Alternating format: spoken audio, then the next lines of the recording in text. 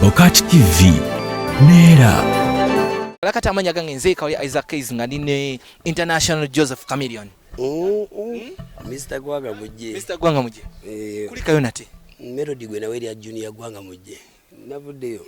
Byatambudde bitya Australia. Abantu abera ku mutimbagano babadde babiraba. Byatambudde bulungi naye ateera mukama kye Katonda kye omukisa byatandikira ddala wano Uganda. Kuba twalina okukola tuwa Australia nga 24 naino kola Gwanga mujje nga 10 then tandike tuwa nga 24 neba mi promoter yali mtegevu erabe byagwawo ndagama ino postponing so ekyave Uganda kyasamuka nebbali Gwanga mujje yave Kampala ne yambuka asamuka ye abeyo bagamba batya ebizu bino bino byatuuka. What was their reception with you? Neda abantu abeyo ate bo banjawulo basoka ne understanding ekyasoka ne kigwawo ne bampadonera bagamba nojja tujja kunyumirwa. Era abantu by the way, to be honest with you, unlike shows onoze ngubade nkola mu Australia tukolanga nnyo shows nga tukola shows ngobera ku stage ngoyimbira abantu. This time around ebadde more interaction. Abantu bayagala ku celebrate nga muyimbi waabwe. Era nabera ku stage ngola abantu bagamba jantu zindireno, you know what I mean? So ninga kyabadde very beautiful. Nnyo era nebazanya abantu bonna be Australia ya. Ekintu ky'okubuuza with turn-up yaliwo ne byonna ebyaliwo stage kugwa abantu ne bajja nga 24 kyakuyisa kitya era wala kino kyakuyigiriza ki? Tebyali byangu. Omanyi tufe tulina eggume mu miziko ono naye saawa twewumbeko sibe gulike izi nja kunyumiza nti twatega shenga nakuza mwezi nga 10 netekamu amaanyi mangi n'amagezi mangi ne bakwano bange bonna abali mu production ne bafaana bange ne twetegekera nakuza mwezi nga 10 bwe maaso okunyumiza mwaka tono nnyo zali sawa nga 8 nakuza mwezi nga 10 ntudde bwendi ku speaker apartments nenga mutufu actually kankuzeeyo nazuuka ku macha naina chali waina nga yaga juice ne mugamba nga vibe je nina ya just show kati mbantu de mudiro njogera ne omukubaganda bange mwereza mugamba stage efana na bweti tugenda kikubulwa lero Humphrey ngenda kumeka proud Henry ngenda bwenti nga ne weri abachali bange baganti kifananye bulungi Steve amazo mulimu gwe mbanche epika then jebi ne drone bajja mu room ne bangamba stage egudde nero zambu stage egudde bine byabuliki ebyabulijjo ate sina ina jira bayirike byo watiro ndoza maybe what be good date bajajizaayo ne bagamba good date jebi nangamba good day why tuchanonya kunyo baluba casualties awo ntiga ndi very serious ningina ku internet wali buli kyoyagala okola kyo kusanga ninkwera ku NBS kusanyuka ngati biliyo ninkwera mu social media zena ngati biliyo kadi mbanza we simu yange bwenti nenda ba tweet ya Galaxy ngetukawo n'ekitu ya bwenti nga stage mutufu yakoze iki ujige twali abana batonga tutambula oloke bayitanga muko weewumbe ukajigira nekefunye kati stage bwe yafanana amanyi ganzigwa na yero akwanti nze sawizo na Rosa solution ebyada nagenda bwenti mu bathroom ya hotel eyo nenetulia mu ndabirwamu nga netulidezezeka nga nze nno kwebulirira nze ng'omuki ng'omuntu bwenzigwamu amaanyi abantu bajja kugwamu amaanyi natuli ndabiramu nga maziga yo ganto njanene negamba nti shote baddeyo eyino kola ki nokubayo bandi awo banji bankubira masimu minister nabanya nkubira banji bakwano bange mulimu abantu bemukarenga nga bali political nenga bakwano bange mami nabanya nkwera ngamba mwana wange okoze otya ngamba mami I'll call you back later abava ku simu bebe ku nakwe simu nangamba yanje obudde bigudde ngamba itegedde nangane kati sigala ku hotel tojja bijja ku confusing ni mu understanding mbali awo ni mutima nankubira buli nankubira nenga mpulira mulimbo ilinga omanyinga uli oswakiranga ulira walwe ekitaka nonga njaga kirabako nenkubira mutima nenga mutima uli wanti ndi kuve ni muga jango nkime nanga deda Steve agambye tojja ni magama njagala kujjaawo kati tujje ne mutima awo twatuka abantu bali abamba ku mungalo za kubagiza abalanga so abantu bali bayingidde abalanga bali bagala kulya ekigambo kyange nemba tundi abakongomani bange abanyarwanda bana Uganda n'abantu bonna nasoka lentula moloka bwendi nendoza kati bwenvamu bagambe ki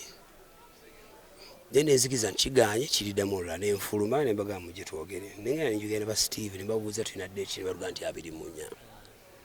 ekyaso okunyumira ebyaddala Lugogo yabeera very booked mwaka ku mwaka naye abantu ba Lugogo nabo batukwatibwa ennaku ne banga bagakola next weekend nga 17 ne train Steve naga nedda tekijja kusoboka nga tulina okudiringa naffe ne batuwa 24 nenzirayo nenkola ki nenkikiriza nti bwe kibe kyali abantu bagamba wayimba as if it was your first or last concert nedda nti banyi bwe kiva eyo shot yali ya sagirooza mbu kunoonya ssente basagirooza mwaka gumwe wega eyo shot nagirooza before the lockdown yatataganyamu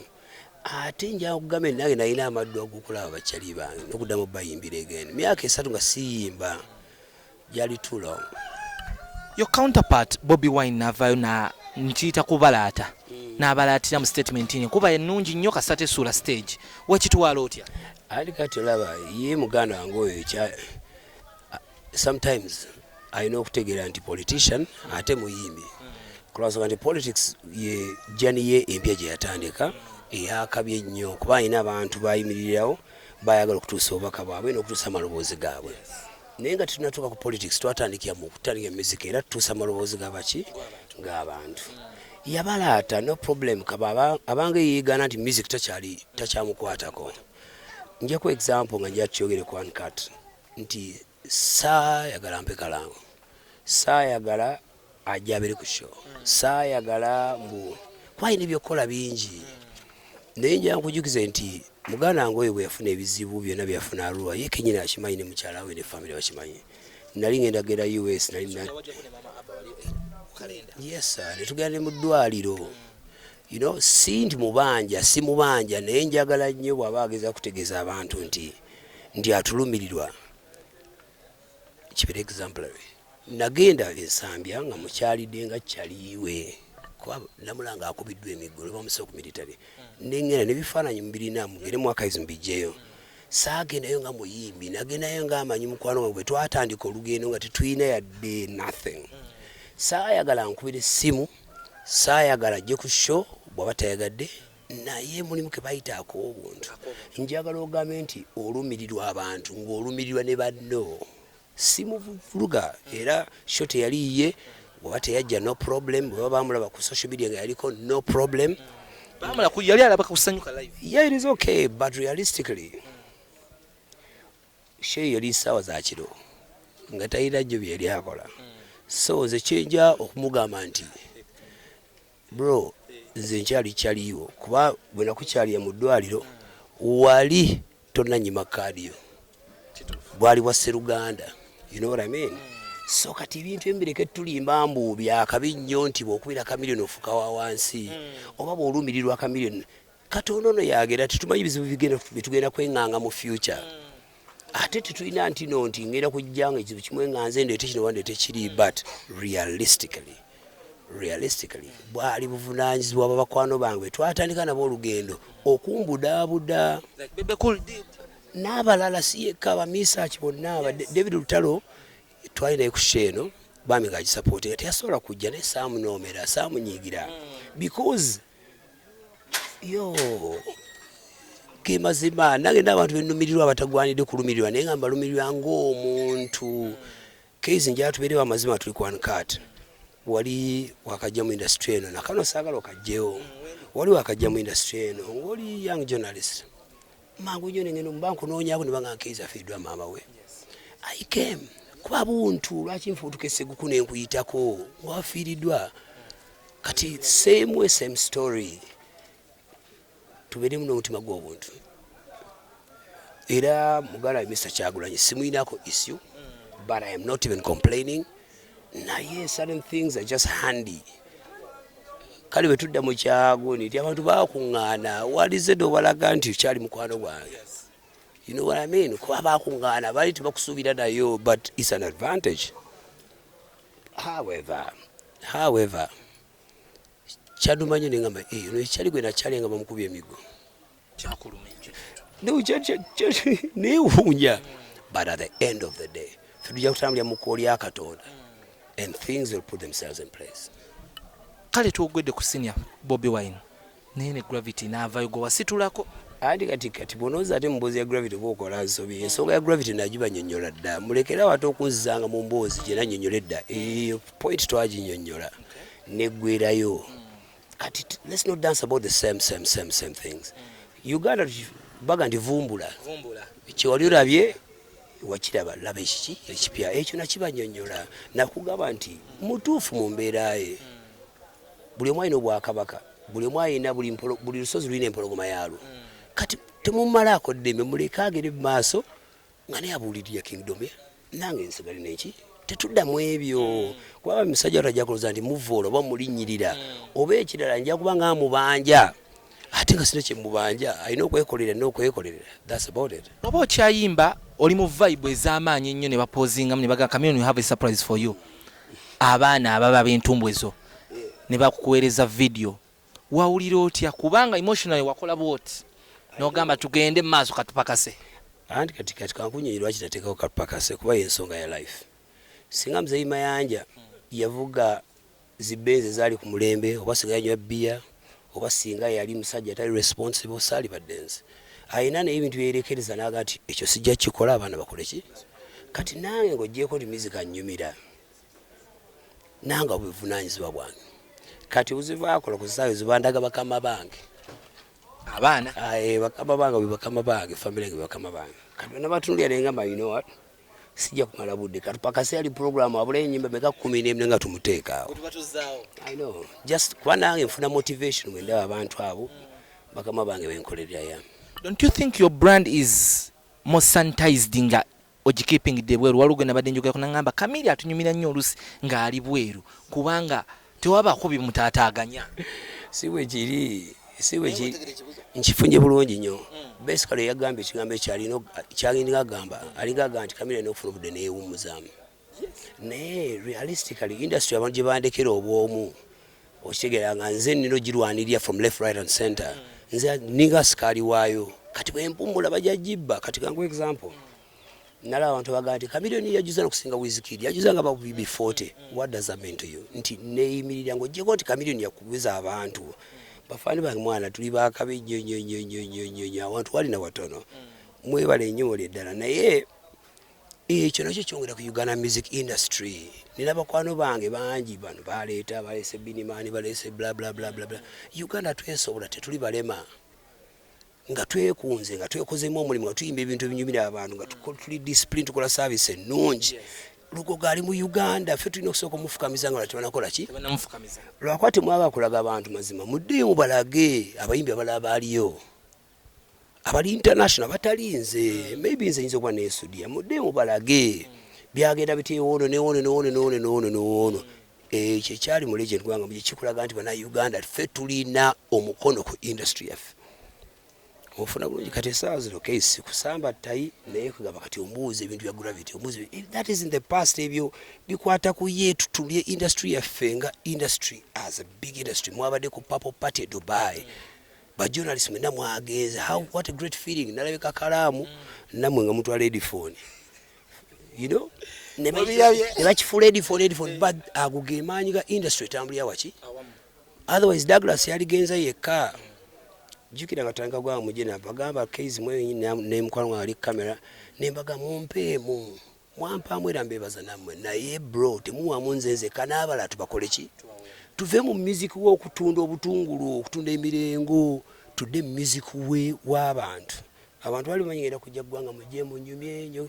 wera manyi gannemere mu kosa point embagamba ne kubako mu kifuba naye bwe kiba boyambalenga tempya nga teryakuwaana era okoonako bwonna ogandi bane temunagira beeno. That's what it is. That's human nature. Feelings zibeera high temper eba waggulu ne Pastor Sempa yavayo nakwata offside n'agamba mbu oh you know you kissed your brother novayo n'okola apology.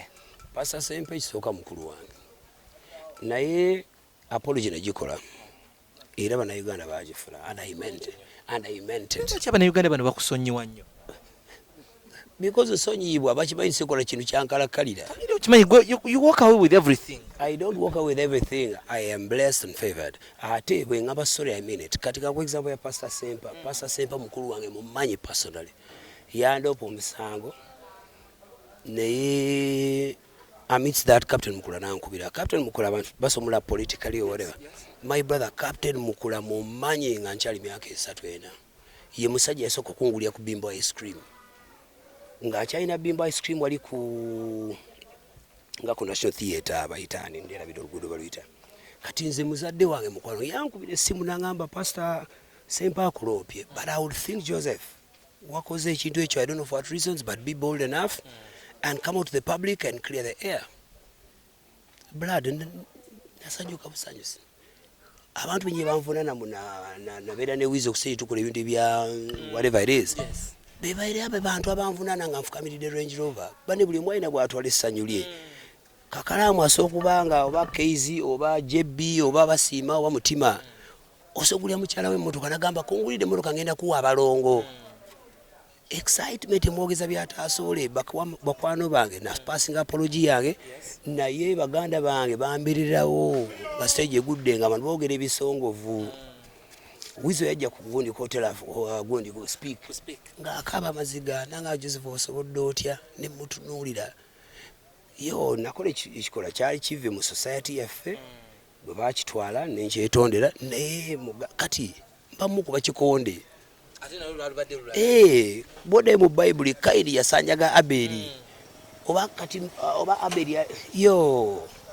ekyo na apologizing era kuba mulimu abantu becha and I understood by the way nja kitangaze mna understanding anti mulimu abakyala abajja n'abaana aba Chameleon wabonna